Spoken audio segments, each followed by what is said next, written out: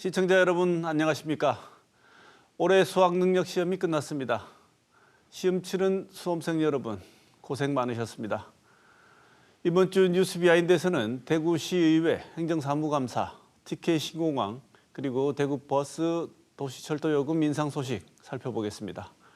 그리고 토크와이드 코너에서는 김사열 경북대 명예교수로부터 김포 서울 편입으로 시작된 메가시티 서울 논쟁의 문제점을 들어보겠습니다. 시사톡톡 지금 시작합니다.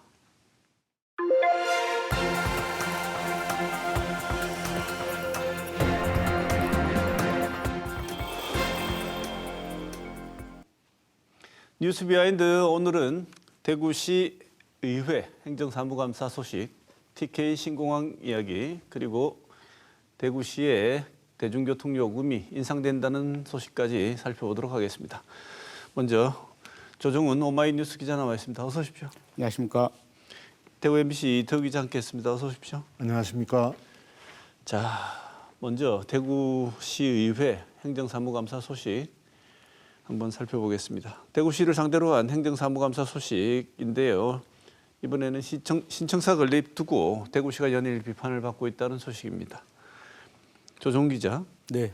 이 얘기는 여러 가지 이제 전에 다른 얘기들이 함께 있었는데요. 이번에는 공유재산 팔아서 그 돈으로 새 청사 짓는다는 계획에 대한 얘기인데요. 이게 어느 것을 팔지를 결정하는 과정을 두고 졸속 행정이다 이런 비판이 많다고 하는데 어떤가요? 네, 그렇습니다. 대구시 행정국에 대한 행정사무감사에서 이 문제가 지적이 됐습니다. 지난 10일 나온 이야기인데요. 김대현 시의원이 공유재산 매각을 반대하는 것은 아니지만 왜 이렇게 서두르는지 의문이다 이렇게 지적을 했습니다. 대구시 중구에 있는 동인청사의 용도를 폐지를 하게 되면 더 이상 사용을 할 수 없게 되는데요. 매각 대상 공유재산에 포함이 돼 있거든요. 그렇기 때문에 왜 포함이 돼 있는지를 따졌습니다. 시청사를 새로 짓게 된다면 동인청사는 2030년 이후에야 매각이 가능합니다. 그렇기 때문에 매각 대상 5개 공유재산 목록에 들어가 있는 게 문제다 이런 지적인데요. 대구시는 실제로 지난 2013년도에 법제처에 관련 질의를 한 적이 있습니다. 법제처에 질의를 했을 때 청사는 행정재산 용도를 폐기하면 시청사를 쓸 수 없다 이런 답변을 받았는데요. 그렇지만 대구시 답변은 이렇습니다. 이재용 대구시 행정국장은 법제처에 새로운 법령 해석을 하겠다 이렇게 얘기를 하고 있고요. 또 용도 폐지를 하게 되면 사용을 할 수 없기 때문에 당장 매각을 할 계획은 없다 이렇게 해명을 했습니다. 그러면서 매각 시점을 못 박은 것은 아니다.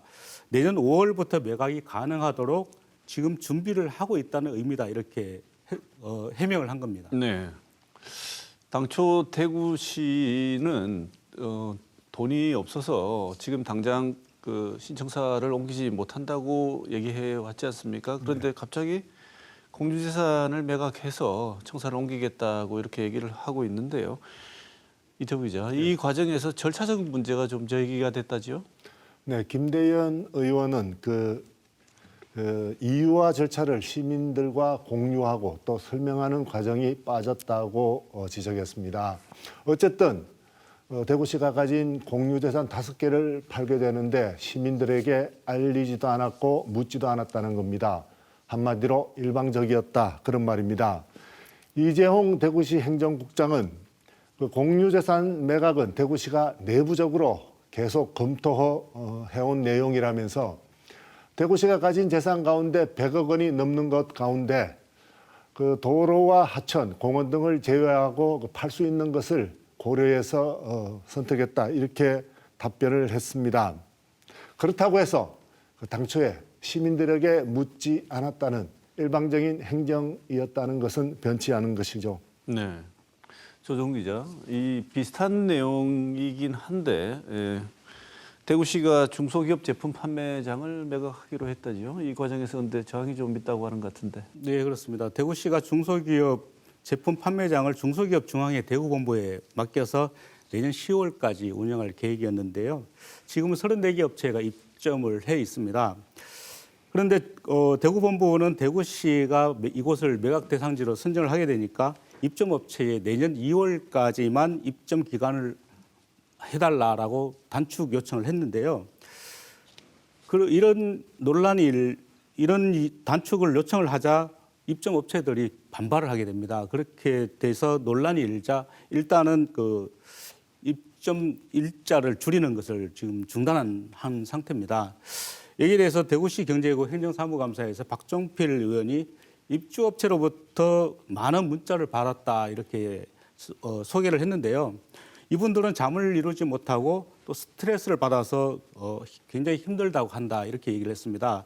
그러면서 대구시가 시민들의 눈물을 닦아주기는커녕 오히려 눈물을 흘리게 하고 있다 이렇게 비판을 했습니다. 네.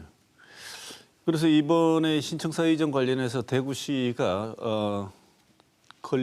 신청사 건립 재정 마련을 위한 여론조사를 실시하고 발표를 했는데 일부 시의원이 이태우 기자 이걸 보고 여론조사가 아니고 여론조작에 가깝다 이렇게 발언을 했다지요? 그렇습니다. 지난 9일에 열린 도시주택국 행정사무감사였는데요.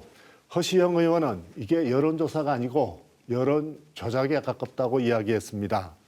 허 의원은 홍준표 대구시장이 결론을 정해놓고 유리한 여론을 형성하기 위해서 이런 여론조사를 한 것이 아닌가 하는 오해를 불러일으키고 있다면서 여론 조작용이라고 생각한다고 말했습니다. 한번 직접 들어보시죠. 이게 한번 1번부터 이렇게 쭉 이렇게 문항이 있는데 이거는 좀 시장님이 너무 본인의 어떤 이제 결론을 정해놓고 유리한 그 여론을 이제 형성하려고 하는 그런 이제 오해를 불러일으키기 너무 이게 설정이 많이 되었다. 여론 조작용이다. 난 그렇게 생각을 합니다. 그러면서 여론조사라는 게 객관적으로 여론을 알아보기 위해서 하는 것인데 질문자의 의도가 이 여론지에 문항에 너무 많이 여과 없이 들어가 있어서 엉성한 설문지였었다고 그렇게 짚었습니다. 또 김대현 의원도 다음 날인 10일 날 행정국에 대한 행정사무감사에서 문항을 보면 상태호전이라는 단어가 보이는데 이 상태호전이라는 게 사람마다 다 다른 그런 주관적인 단어이고 또 빚이라는 부채라는 부정적인 단어가 나와서 설문조사를 신뢰하기 어렵다고 이야기했습니다. 그러니까 홍준표 대구시장이 의도한 대로 한 것이 아닌가 의심된다 이런 뜻이죠. 네. 자, 내년 국세, 지방세가 줄어든다고 합니다. 그래서 이게 거의 확실해졌는데 대구시가 이런 재정 위기에 대해서 대응 방안을 마련하고 대응하는 것이 조금 늦었다. 늦어진 감이 있다는 내용이 행정사무감사에서 지적됐다는데 조용 기자 그런가요? 네, 그렇습니다. 지난 13일 열린 기획조정실 대상 행정사무감사에서 이런 지적이 나왔었는데요. 이민환 기획행정위원장은 대구시는 국세 및 지방세 감소에 대한 경고등이 올 상반기부터 여러 번 켜졌다는 것을 알고 있었다 이렇게 지적을 했습니다. 그런데도 회계연도 3개월을 남겨놓고 6,200억 원의 감소를 발표했다라면서 재정 운영이 잘못됐다 이렇게 얘기를 했는데요. 한번 들어보시죠. 그간 대구시는 다소 안일하게 되지 않았나 이렇게 생각을 합니다. 그러면 다른 시도에 어떻게 대처했는지 한번 보겠습니다. 우선 서울시는 올 5월에 있었던 그 추경에서 지방세를 7,700억 가량 감액 편성합니다. 이웃이 있는 경상북도도 지난 8월에 2회 추경에서 지방세와 교부세 등 1,500억을 감액하였습니다. 이렇듯 일부 지자체에서는 우리와 달리 선제적인 조치를 취하고 있었습니다. 그런데 우리 대구시는 정부 발표 이후에 부랴부랴 고강도 재정대책을 내놓으며 공무원들과 시민들에게 협조를 요청하게 됩니다. 네. 자, 이번에는 또 대구시 행정감사에서 나왔던 내용 중에 하나죠. 코로나 물품 이야기 한번 해보겠습니다. 네. 이태우 기자. 대구시가 코로나 때 사용하려고 했던 물량들이 꽤 있는데 물량이 쌓여 있고 사용 연도가 지났는데도 그대로 쌓여 있다 이런 지적을 받았다지요? 네, 대구시 보건복지국에 대한 행정사무감사에서 정일균 의원이 이 문제를 다루었습니다. 정 의원은 사용 연한이 이미 지났거나 또 바로 눈앞인 그런 방역 물품들이 대구시 창고에 그대로 방치되고 있는데도 대구시가 제대로 현황 파악조차 하지 못하고 있다고 지적했습니다. 정 의원은 이거 민간에서 다 기부를 받았거나 아니면 대구시 재정으로 돈을 주고 산 것인데 코로나 시기에 필요한 곳에 제대로 배부하지 못해서 이런 일이 발생했다면서 사용 기한에 맞춰 미리 배부하지 못한 것은 관리 소홀이자 대구시의 업무 태만이라고 말했습니다. 예를 들자면 우리 그 코로나19 초기 시대에 방역 마스크가 많이 부족했었죠. 그래서 대구시는 예산 20억 원을 들여서 다이텍으로부터 방역 마스크를 사게 됩니다. 그 방역 마스크는 그 필터를 교체하게 될 수 있는 그런 방역 마스크였는데 나중에 이 나노 필터의 유해성이 문제가 되죠. 그래서 지금까지 대구시 창고에 이 마스크가 50만 장, 그리고 일회용 필터가 500만 장이 남아 있다 이렇게 말을 했습니다. 네. 자, 행정사무감사 관련 마지막 이야기 한번 해보겠습니다. 올해 3월이죠. 응급실 뺑뺑이라고 이제 이름 붙였던 사망 사건이 발생한 이후에 대구시는 지난 7월 지침을 만들었는데 이 문제가 다시 또 이런 문제가 발생해서 응급환자 수용 지침 문제가 있지 않냐는 지적을 받았다는데 조정 기자 어떻게 이 지적을 받았나요? 네, 참 안타까운 일이었는데요. 지난 3월 10일 그 여학생이 사천 건물에서 떨어진 적이 있었습니다. 당시 119 구급차에 옮겨졌지만 지역 병원 응급실을 2시간 넘게 전전을 하다가 결국은 치료도 받지 못하고 구급차 안에서 숨진 일이 있었는데요. 이후에 대구시는 지난 7월 24일부터 대구 응급환자 이송 수용 지침을 마련을 했습니다.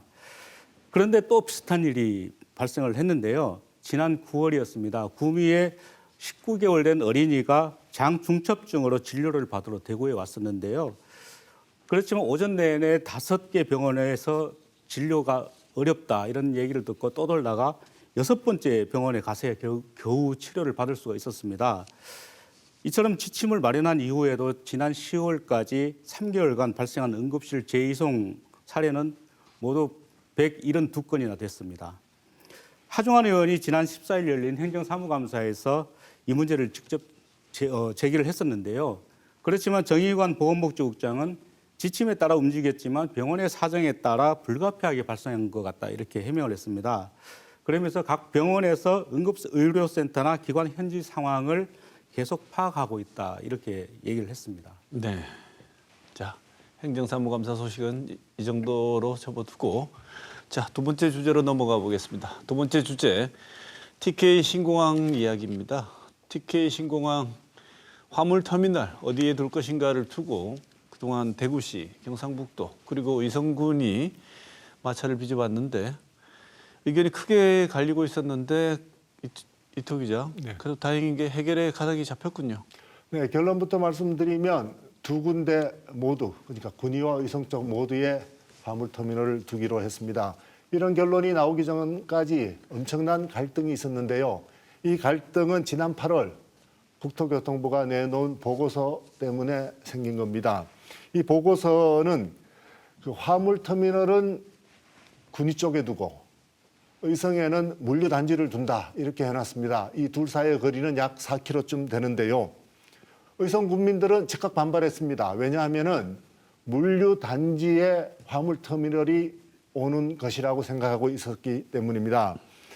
의성 군민들은 그 집회를 여러 번 열어서 화물터미널 등 그 좋은 것은 군위 쪽에 다 뺏기고 의성군 쪽에는 비행장 소음만 오는 이런 비행장 건설은 반대한다 이렇게 주장을 했습니다. 이견이 좁혀지지 않자 결국에 가서는 이 의성군이 화물터미널이 오지 않으면 신공항도 없다라고 선언했습니다. 이철우 경북도지사는 그 의성군의 주장에도 일리가 있다면서 중간에 여러 가지 일들을 조정하기 시작했습니다. 그렇지만 대구시의 반응은 좀 달랐습니다.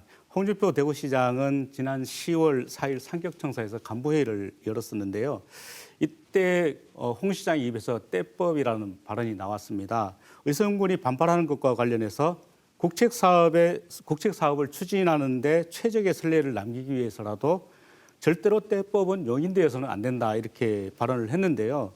그 당시 홍 시장의 페이스북을 보면 아주 격렬한 말들을 쏟아냈습니다.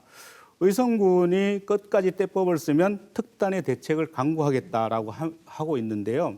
김주수 군수와 의성군은 어불성설이다. 그리고 무지의 소치다라고 얘기를 했고 구미시장에 대해서는 분탕질을 치고 있다 이렇게 발언을 했습니다. 홍준표 시장은 김주수 의성군수와 군민을 떼법을 쓰는 사람 또는 소지역 이기주의에 빠진 사람으로 표현을 한 건데요. 홍준표 시장뿐만 아니라 이종헌 대구시 정책총괄단장도 비슷한 얘기를 했습니다. 기자회견을 통해서 대구시의 뜻을 굽히거나 의견을 조율할 수 없다라고 강조를 했는데요. 준비된 영상 한번 보시죠. 또 현재 대구 경북 신공항 구조상 활주로 상황상 그렇게 뭐 없습니다. 불가하다 이런 말씀을 좀 드립니다. 달리 다른 방도가 없습니다. 저희들 모든 경우에서 여러 가지 가능성에 대해서 검토를 해봤습니다만 현재까지 저희 결론은 지금으로서 답이 없다. 방법이 없다. 이런 거. 네. 조정훈 기자, 지금 이 얘기들을 왔다 갔다 하는 속에서 그래도 한번 많이들 이제는 정리가 되셨겠습니다만 한 번 더 정리를 해보죠. 화물터미널, 물류단지 뭐가 달라가지고 이런 얘기들이 자꾸 생기는지, 그리고 결국에는 어쨌든 의성군에 화물터미널이 하나 더 생기게 된 셈인데요. 이것이 어떤 배경, 어떤 성과로 볼 수 있는지 한번 정리를 좀 해주시죠. 쉽게 말하면 화물터미널은 비행기에서 화물을 내리거나 또는 화물을 옮겨 싣기 위해서 단기적으로 화물을 보관하는 곳이다 이렇게 보면 되는데요. 여기서 통관이나 검역도 같이 시행을 하게 됩니다. 또 화물터미널이 들어서면 항공사나 운송사 등의 기업도 여기에 입주를 하게 되는데요. 그렇지만 물류단지는 또 전국이나 해외로 그 물건을 실어 나르기 위해서 화물을 보관하는 곳입니다. 그렇기 때문에 일부 화물은 여기서 그 제조를 하거나 또는 가공을 하기도 하고 또 조립을 하기도 하게 되는데요. 의성군은 항공물류가 포함된 합의문에 따라서 화물터미널은 의성군에 배치되어야 한다 이렇게 주장을 계속 했습니다. 여기에 대해서 대구시는 합의문을 또 다르게 해석을 했는데요. 군위에 짓기로 한 민간공항 터미널은 여객터미널에 물류터미널을 포함을 하는 개념이다 이렇게 설명을 했습니다. 그러면서 관계법상으로도 여객과 화물터미널은 같은 공항시설에 해당한다는 게 대구시 생각입니다. 그 홍준표 대구시장은 조 기자가 방금 설명했듯이 그 견해차가 좁혀지지 않자 국책 사업에 최적의 선례를 남기기 위해서라도 절대로 떼법을 용납하지 않겠다라며 그 의성군수가 이미 선언한 유치 포기서를 받아서 그리고 신속한 대안을 마련하겠다라고도 했습니다. 이런 혼란 가운데 그 경상북도와 의성군이 중앙정부와 협의를 통해서 해결책을 마련했는데요. 김서연 기자의 보도를 보시겠습니다. 통합 신공항에 화물터미널을 복수로 설치하는 안을 저희들이 적극적으로 그 기본 계획에 포함시켜서 검토를 하겠습니다. 경상북도가 내놓은 방안은 군위뿐만 아니라 신공항 활주로 서쪽에 위치한 의성군 비안면에도 화물터미널을 추가로 설치하는 내용입니다. 다만 두 터미널의 역할은 서로 다릅니다. 군위에선 승객이 타는 여객기 화물칸의 물량을 처리하고 의성에는 화물기에 물류를 취급하는 화물기 전용 터미널이 들어서는 겁니다. 앞으로 미래로 봐서는 화물터미널이 2개 있어야 됩니다. 우리가 대체 공항으로서 충분히 활용을 할 수 있기 때문에 물류를 많이 취급할 수 있는 공간을 만들어야 됩니다. 화물터미널 입지를 둘러싼 갈등이 복수 화물터미널 중재안으로 해결의 실마리를 찾으면서 이제 신공항 배후도시 조성과 주민 지원 대책 마련에도 속도가 붙을 걸로 기대됩니다. 의성 쪽 부지에 하나 더 설치해 달라는 경상북도의 요청에 중앙정부가 화답을 한 것인데요. 결국 의성에는 물류단지와 화물터미널이 같이 생기게 됐습니다. 네. 자, 세 번째 소식 한번 살펴보겠습니다. 대구 대중교통 요금이 오른다는 소식인데요. 정말 물가 인상이 안 되는 곳이 없죠. 내 월급 빼고 다 오른다는 거 정말 요즘 실감 나는 상황인 것 같습니다. 대구시도 어쩔 수 없이 대중교통 요금 인상에 나섰는데, 자, 이태우 기자, 네. 절차를 착수했다죠? 인상 절차? 그렇습니다. 대구시는 7년 전인 2016년 말에 대중교통 요금을 올렸는데, 자, 올해 다음 달이죠. 12월에 버스 요금을 지금보다 250원에서 350원 올릴 예정입니다. 이를 위해서 대구시는 지난 7월에 그 용역을 했었는데요. 지금보다 시내버스는 1,550원, 도시철도는 2,550원을 더 받아야 원가를 맞출 수 있다고 주장하고 있습니다. 대구시는 지난 2006년에 시내버스 준공영제를 도입했는데요. 해마다 그 적자폭이 커지면서 재정을 투입하고 있습니다. 첫 해인 2006년에는 413억 원의 재정이 들어갔고요. 지난해에는 2,577억 원까지 늘어났습니다. 이참에 대구시는 지금 그 버스 요금이 단일 요금제인데요. 그 거리 비례제 요금을 도입할 것을 검토하고 있습니다. 이 거리 비례제라는 것은 거리에 따라서 그 탑승 거리에 따라서 그 거리에 따라서 기본 요금이 추가되는 요금입니다. 그래서 먼 거리를 가면 더 많은 요금을 내는 것입니다. 네. 근데 여기 이런 방향에 대해서 지역의 시민단체들이 비판적인 목소리를 내고 있다는데, 조정 기자, 어떤 내용입니까?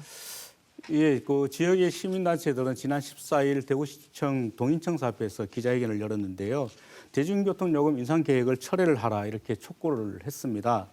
대구시의 대중교통 적정 요금 검토 용역은 요금 인상을 위한 답정너에 불과하다 이렇게 주장을 한 건데요. 이미 답을 정해놓고 형식적으로 보여주기식 용역을 한 게 아니냐 이런 주장입니다. 대중교통 요금 인상안의 근거도 부족하다 이렇게 주장을 하고 있는데요.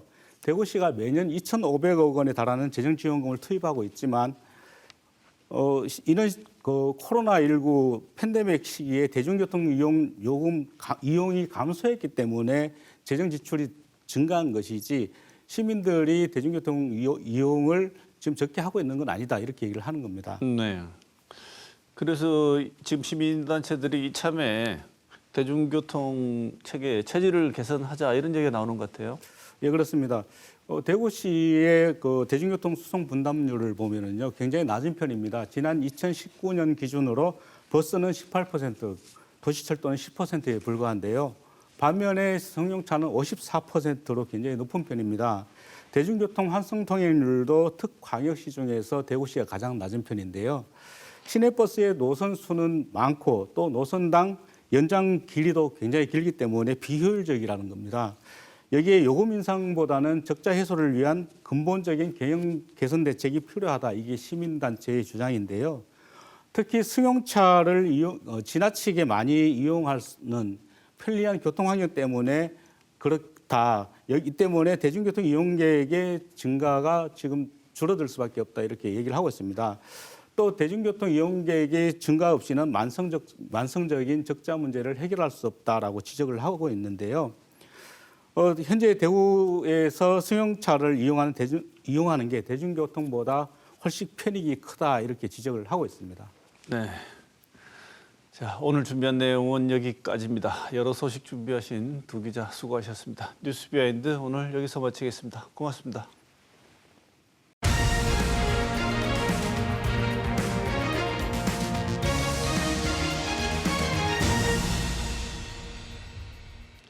최근 정치권은 물론이고 나라 전체에 하나의 큰 이슈로 등장한 것이 경기도 김포시의 서울시 편입 방안 메가시티 관련 논란입니다.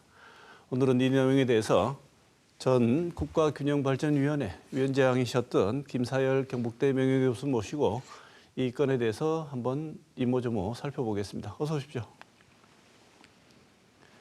반갑습니다. 김사열입니다. 네, 교수님 직전 정권에서 지금 이름이 바뀌었습니다. 지방시대위원회로 바뀌었는데 물론 똑같지는 않습니다만 그 자리였던 국가균형발전위원장을 지내셨는데요. 그래서 이 메가시티 관련 논란이 나왔을 때 다른 분들과는 또 다른 감회라든지 생각이 있으셨을 것 같습니다. 지난 10월 30일 국민의힘 김기현 대표가 어떻게 보면 의외다 싶을 만큼 급작스런 제안처럼 경기도 김포 서울 편입안을 내놓았는데요. 일단 우선 어떻게 보십니까? 아직 제안 초기이기 때문에 단정하기는 좀 이릅니다. 좀 그렇지만 조심스러운 표현이지만 여당 소속 그 인천시장께서 정치공학적 포퓰리즘 이런 단어를 사용했는데 그런 쪽에 좀 공감이 되는 부분이 있습니다. 네. 그렇게 말했던 그분은 당으로부터 심각한 경고를 받으신 걸로 알고 있는데 그렇게 말하지 말라고. 그럼 당의 입장이 이렇게 진행되는 것 같을까요? 아니면 이게 사실은 여러 가지 얘기들이 있습니다. 내년 총선용이다 그냥. 그래서 진지하게 이게 실행되려면 걸리는 것도 너무 많고 한데 내년 총선용이다 이렇게 보는 분들도 꽤나 있는 것 같은데 메가시티 서울 얘기 교수님 보시기에는 총선용입니까? 아니면 실행 의지가 있어 보이십니까? 제가 보기에는 아주 중요한 제안이라고 보이는데 좀 난데없이 이렇게 제안이 되어가지고 전 국민이 지금 놀라고 있는 거죠. 제가 보기에는 그 언론에 보도된 내용들을 살펴보면 기재부나 국토부가 관련이 되는데 이런 데서 사전 조율이나 협의를 한 적이 없다. 이런 얘기를 했어요. 원래 이런 것들은 거쳐서 이렇게 숙의된 내용들이 나와야 되는데 조금 덜 익은 내용일 수밖에 없는 그런 그래서 아마 그런 거 총선용이라든가 뭐 정치적 해석에 조금 많이 시달리고 있지 않나 이런 생각이 듭니다. 네. 김기현 대표가 이 얘기를 한 것은 10월 30일이었고 그 교수님 방금 말씀하신 그 내용 대통령 직속기구 지방시대위원회가 지방시대 5년 계획 발표하는 날은 11월 1일이었습니다. 그렇죠. 바로 뭐 이틀 뒤인데요. 한 집안에서 수기가 되지 않아서 그랬을까요? 이 서로 다른 내용, 어떻게 보면 반대로 보이는 내용 두 개가 전혀 다른 방향을 가지고 동시에 나오고 있습니다. 이게 수도권 제외한 나머지 지역을 7개 초광역권으로 묶어서 인구 소멸도 대응하고 지역 균형 발전도 도모하겠다는 게 지방시대위원회, 대통령 직속기구의 아니고 또 전혀 반대처럼 보이는 수도권이 다소 서울이 팽창하게 되는 이런 내용도 같은 집안 안에서 이 위원회 얘기 다르고 또 여당 입장 다르고 이렇게 나오고 있습니다. 정부하고 여당 정책 기조가 각각 다른 것입니까? 아니면 왜 이런 얘기들이 나올까요? 아마 급하게 제안을 하다 보니까 그런 여러 가지를 살펴보지 못한 것이 아닌가. 정책이라고 하거나 제안 같은 것들은 모든 사람이 보기에 장점만 있고 모든 어떤 면이 다 단점만 있고 이렇지는 않거든요. 이게 섞여 있습니다. 그럼 이걸 이제 수기하고 따져보는 이유는 여러 가지 보는 시각이 다른 사람들이 이런 것들을 봤을 때 이게 장점이 어떤 게 있고 단점이 어떤 게 있다 이런 걸 서로 전체 종합적으로 판단해서 장점이 많을 때 그걸 선택을 하는 거죠. 그래서 저는 충분히 그 협의를 하지 않았던 것 때문에 이런 문제가 되고 또 이런 논란이 되고 이렇게 논란이 되는 정책으로 나오는 것들은 환영받는 입장이 아니고 다른 견해를 가진 사람들이 이렇게 등장한다는 것은 그만큼 덜 익은 정책이다. 그렇게 볼 여지가 있는 거죠. 네. 특히나 윤석열 정부가 인수위 시절에 뭐라고 이 슬로건을 내걸었냐면 대한민국 어디서나 살기 좋은 지방시대를 열겠다고 했습니다. 그래서 이걸 6대 국정 목표 중에 하나로 잡았었단 말입니다. 근데 지금 나온 거는 이 조금 어떻게 보면 국정 기조에 반대되는 내용이 나오는 것 같은데 전에 이쪽을 담당하셨던 분으로서 보시기에 윤석열 정부의 이 지방 분권 정책 혹은 지역 균형 발전 정책 어떻게 보십니까? 전체 그 내용을 제가 이제 한번 살펴봤는데요. 뭐 나름대로 짜임새가 있고 잘 그 정부의 성격에 맞게 이렇게 되었다고 봅니다. 특히 거기 이 기업 특구 이런 제안들은 상당히 친기업적인 정부가 할 수 있는 일이고 또 그렇게 해서 지역에 많은 수도권에 있는 기업들이 옮겨와 가지고 혜택을 받고 그렇게 해서 일자리가 지역에 만들어진다면 사실 장기적으로 상당히 저는 좋은 정책이라고 보는데 그런 좀 수기된 내용들이 담겨져 있고 그래서 아직까지 실행을 하지는 않고 있기 때문에 좀 더 지켜보고 판단을 해야 되지. 제가 지금 그걸 하지도 않은 일을 계획이 있잖아요, 그냥. 네. 제가 판단을 하기는 아직은 좀 이르다고 보는데 어쨌든 뭐 말씀하신 대로 그런 수기가 당정 간에 있어야 되죠. 당과 정부 간에 이렇게 서로 얘기가 돼야 되는 거죠. 그래가지고 견해들어서 주고받으면서 그런 것들을 풀어가야 되는데 아까 말씀하신 대로 뭐 기재부 장관, 추장관이라든가 아니면 그 국토부의 원장관 이런 분들이 공개적으로 우리는 수기를 하지 않았다 이런 얘기를 하는 걸 보면 조금 아쉬운 부분이 발생할 수 있는 여지가 있는 거죠. 자, 이제 큰 틀에서는 한번 말씀을 들어봤는데요. 이제 구체적으로 이번에 문제가 된 거 한번 살펴보죠. 예상을 했을 거라고 저는 봅니다. 김포 그러면 우리는 왜 안 돼라고 옆에 있는 다른 생활권을 공유하는 다른 경기도 도시들이 당연히 문제 제기를 할 거라고 봤는데 아니나 다를까 고양시, 구리시, 광명, 하남, 서울로 출퇴근하는 다 도시, 그렇죠. 위성도시 다 우리도 그냥 서울로 편입하고 싶다는 의지 이런 얘기들이 나오고 있습니다. 이렇게 돼서 이제 정말 메가시티 서울이라는 말이 이제 나오고 있는데 이렇게 되는 방향 만약에 실현된다면 교수님 무슨 문제가 있다고 보십니까? 그게 이제 서울을 직접 이렇게 지역적으로 이렇게 대하고 있는 경기도의 시가 10개가 넘습니다. 사실은 지금 한 6개 정도의 그 시가 의사를 그런 걸 밝혔는데 사실은 뭐 말을 하지 않아서 그렇지 저는 다른 지역도 마찬가지로 봅니다. 그 시들이 가지고 있는 왜냐하면 수도권에 일자리가 많기 때문에 그 중에서 서울로 주로 가서 일을 하는 사람들이 많기 때문에 뭐 교통망이나 이런 것들이 어느 정도 좀 되어 있지만 그래도 또 아쉬운 부분도 있거든요. 그래서 저는 두 가지 정도의 문제점이 가능하다고 보는데 첫째 이미 수도권이 고도 비만으로 이렇게 평가가 되어 가지고 어렵다라고 이렇게 되어서 여러 가지 문제점을 지적받고 있는데 거기를 더 악화시키는 게 아니냐. 이미 서울은 너무 어려운 상태에 있는데 거기다가 더 밀어가지고 어려움을 자초하게 하는 쪽으로 가는 게 조금 아쉬운 부분이 있고 또 하나는 그런 아까 얘기한 그런 인접한 도시들이 일시에 이렇게 문제를 풀어달라고 이렇게 했을 때 다 들어줄 것이냐. 그러면 경기도는 어떻게 될 것이고 다른 지역은 또 어떻게 되는지. 저는 이런 수도권 내에도 연대 협력의 정책을 두고 할 수 있다고 봐요. 근데 그거는 얼마든지 초광역적으로 할 수 있고 같은 광역 내에는 더 할 수가 있고 서울하고 하는 건 초광역으로 할 수 있는데 이런 것들이 정책적으로 가능하거든요, 법에서.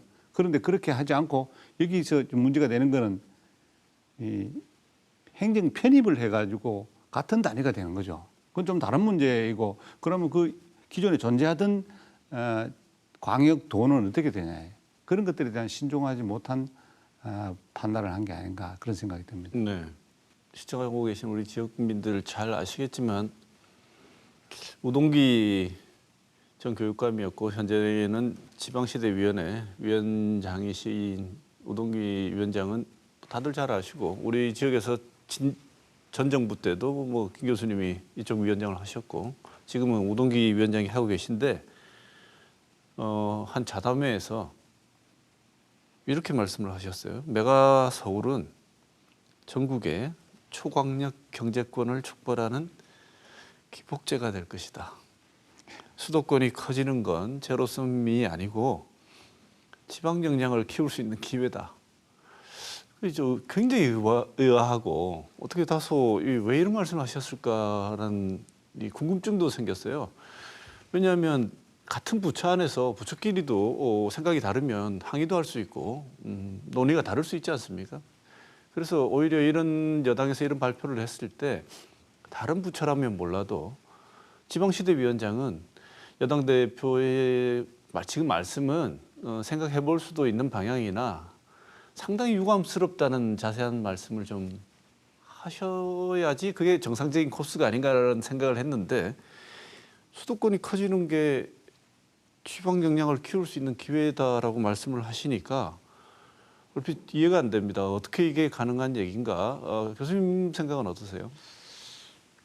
뭐 우동기 전 교육감 또 총장으로서 이게 두 군데 대학에서 총장을 하셨는데 상당히 지혜로우시고 훌륭한 분이죠. 근데 이제 지방시대 위원장으로서 지금 할 발언은 아니지 않느냐, 그거는 조금은 신중했어야 된다. 저는 개인적으로 그렇게 봅니다. 왜냐하면 수도권이라고 우리가 아까 말씀드린 대로 집중이 되고 하는 속도가 너무나 과속이 빠르기 때문에 막으려고 하는 여러 가지 정책을 펴도 잘 안 됩니다. 저절로 가서 이렇게 확대가 되기 때문에. 반면에 지역을 발전시키는 거는 국가 돈을 들여가면 이렇게 하고 저렇게 하고 공공기관 이전하고 뭐 이렇게 해도 잘 안 됩니다. 왜냐하면 이미 그 영양분이나 여러 가지 토대가 지역은 취약해져 있고 수도권은 너무 많기 때문에 그렇게 되는데 지금 그 일을 실행해야 될 위원장으로서 사실은 그런 입장을 가지고 있다고 하면 너무 아직 일을 해보지 않은 단계에 있으니까 이렇게 평화로운 얘기를 하시는데 그건 좀 나중에 하시면 상당히 다급해지면 그런 얘기를 한가롭게 할 수 있는 상태는 저는 아니라고 봅니다. 네. 사실 지방 균형 발전 안 되고 지금 수도권과 밸런스를 맞추겠다고 하는 이런 균형 발전 작업은 지금 교수님 말씀하신 것처럼 굉장히 고된 작업입니다. 그렇죠. 쉽지도 않고 저항도 엄청나고 저는 거기에 하나 더해서 이번에 더 심각한 암초가 있다고 생각한 게 뭐냐면 이미 지역에 계신 분들이 열패감을 가지고 되겠냐 우리가 한다고 이런 마음이 들기 시작하면 이제는 진짜 끝인데요. 이번 이 발표를 보고 난 뒤에 지역 언론이 보이는 반응을 보고 저는 깜짝 놀랐습니다. 불같이 난리를 칠 것 같고 구석구석 잘못된 방향에 대해서 문제 지적을 할 것 같은데 예상외로 너무 조용합니다. 예. 그리고 우리 정치권도 우리 지역은 또 특히나 예. 부산 광주는 그래도 우리는 메가시티 우리도 그 광역권 만들어서 대응하겠다 이런 뭐 얘기도 논의도 나오고 있는데 대구는 대구 경북 메가시티 추진 논의도 잘 안 보이는 것 같고요.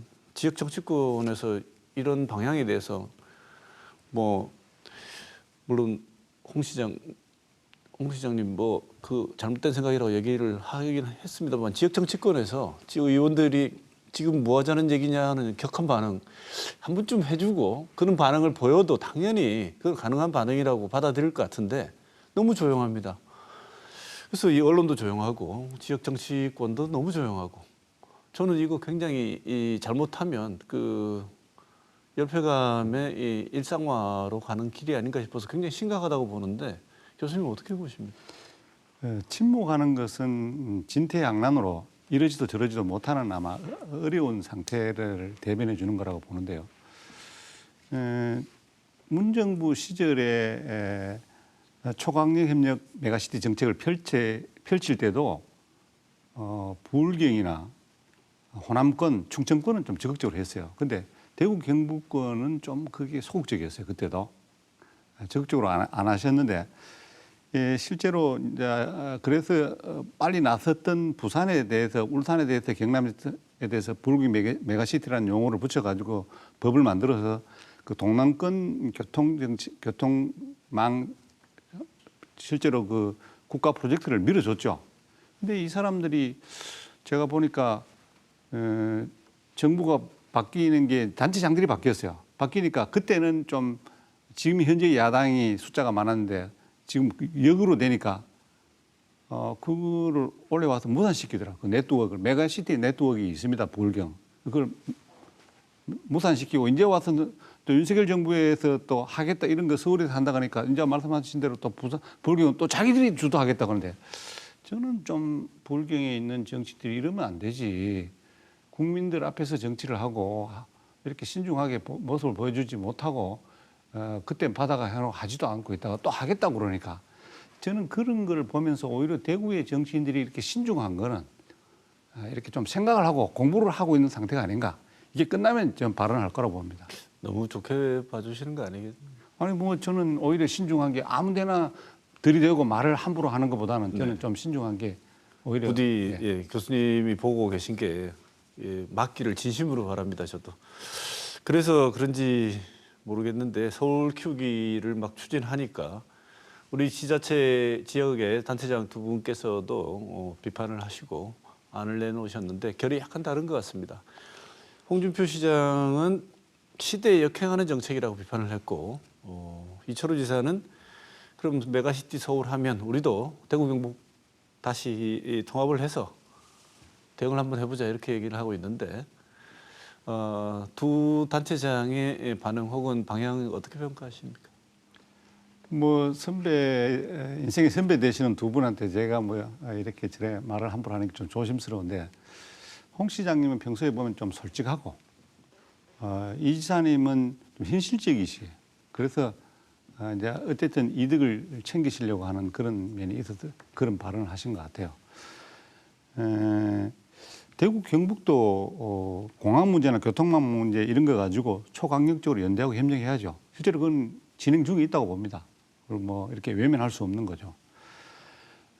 그렇지만 국민적 합의로 지금 도청이 지금 되고 있다가 전국에서 제일 늦게 사실은 안동으로 갔지 않습니까? 그런 상황인데 그 합의가 되고 다 이렇게 되는 사항들을 지켜서 왔는데 다시 지금 와서 대구 경북 행정 통합을 하자고 얘기하는 거는 조금 좀 신중하지 못하지 않으시는가. 왜냐하면 그 당시에 경북도의 정무부지사도 하시고 국회의원으로 이렇게 계셨는데 그때는 그럼 옮기는 거를 동의하셨다가 지금 도지사가 된 입장에서 또 입장을 바꾸는 거는 물론 뭐 정치의 입장을 바꿀 수 있다고 봅니다. 그러나 그렇게 편하게만 하면 안 되니까 조금 그런 발언들을 좀 신중해야 되지 않냐 그런 생각이 듭니다. 네. 자, 이제 뭐 시간이 다 돼서 마지막 질문을 드려야 될 것 같은데요. 지금 이건 어떻게 보면 말장난일 수도 있고 아니면 실질적으로 그렇게 볼 수도 있을 것 같습니다. 왜냐하면 서울 메가시티가 국토 균형 발전을 위한 지역의 초광역 메가시티, 이 부울경을 비롯한 대구 경북 그다음에 광주 저쪽에서 시도하는 이런 방향과 배치되지 않는다. 대립적 관계가 아니고 같이 한번 가볼 수도 있는 것이다. 이렇게 주장하는 분들도 있습니다. 그리고 또 더 뭐 과격한 주장은 수도권도 서울도 하나의 큰 지방 아니냐 이렇게. 그래서 어떤 분들 이걸 들으면서 지역에 계신 분들은 무슨 말도 안 되는 궤변이다 이렇게 말씀하시는 분도 있고 또 섹터를 달리해서 각각이 발전시킬 수 있는 것은 나눠볼 수 있는 긍정적인 역할을 하는 걸로 생각해 볼 수도 있다 이렇게 얘기하는 분도 있는데 이것에 대한 김 교수님의 의견 듣고 오늘 시간은 마무리해야 될 것 같습니다. 어떻게 보시는지요? 제 개인적 입장으로는 같이 갈 수 없다고 봅니다. 왜냐하면 서로 다른 내용이고 일부 겹치기도 하지만 충돌하는 내용들이 대체를 이루기 때문에 한쪽이 드세면 한쪽은 이렇게 상쇄가 되는 쪽으로 되기 때문에 저는 같이 가기 어렵다고 봅니다. 아까 말씀드린 대로 편입과 같은 행정 통합이 없이도 수도권의 문제를 풀 수가 있습니다. 뭐 교통망이나 뭐 이런 여러 가지 국가 사업들이 가능한데 굳이 그렇게 하는 정치적인 어떤 의심을 받아가면서 좀 무리하게 하는 건 좀 아니지 않겠나 이런 생각이 들어서 정책적으로 연대나 협력을 하는 것은 여전히 가능하다. 그래서 이게 되든 안 되든 그런 진정성을 가지고 정치를 하면 아마 국민들이 좋아하지 않겠나 그런 생각이 듭니다. 제가 위원장으로 있을 때 한번 그 국토부 장관님을 제가 잘 알게 되어서 한번 물어봤어요. 당신이 장관이니까 국가 예산을 국토부에서 어떻게 쓰는지 한번 들여다봐라. 그렇게 제가 물었는데 그 장관님이 가서 살펴보니까 그 국토부가 그래도 지역에 대한 개념이 있는 부처거든요. 그런데도 예산이 주택하고 이렇게 교통망과 관련되는 돈을 쓰는 게 85%, 90%를 수도권에서 쓰고 지역은 15%, 10%밖에 배정이 안 돼 있다는 거예요. 그러면 다른 국가 부처들은 훨씬 더 많은 예산을 수도권에 쓰고 있다고 저는 봅니다. 왜냐하면 제한해 주는 안도 잘 만들고 인구도 많고 점점 그쪽으로 가는 거죠. 그래서 저는 지역에서 연대해서 지역의 몫을 챙겨야 된다. 지역의 발전을 국가의 정부로부터 그걸 얻어서 그 일을 해야지 지역이 발전이 되기 때문에 그 주장을 연대해서 해야 되는 게 필요하다고 보고 또 언제까지 중앙정부로부터만 얻을 수 없으니까 그런 일을 통해 가지고 자기 자율적으로 일을 쓸 수 있는 힘도 좀 키우고 이렇게 하는 것이 동시에 있어야 되지 않겠냐 그런 생각이 듭니다. 그래야 지역도 살고 수도권도 같이 살 수가 있는 거죠. 지역이 어려우면 수도권이 그러면 뭐 완전 괜찮냐? 그렇지 않습니다. 여기가 무너지면 같이 무너지게 돼 있는 겁니다. 그래서 좀 그렇게 해서 헌법 정신대로 지역도 살고 그것 때문에 수도권도 살아서 진정한 국가 균형 발전이 되는 날이 오기를 저는 바라겠습니다. 네. 자, 김포시의 서울시 편입 안을 두고 벌어진 메가시티 서울 논란. 오늘 전 국가균형발전위원장이셨죠. 김사열 경북대 교수 모시고 오늘 좋은 말씀 들었습니다. 교수님 감사합니다. 네, 감사합니다.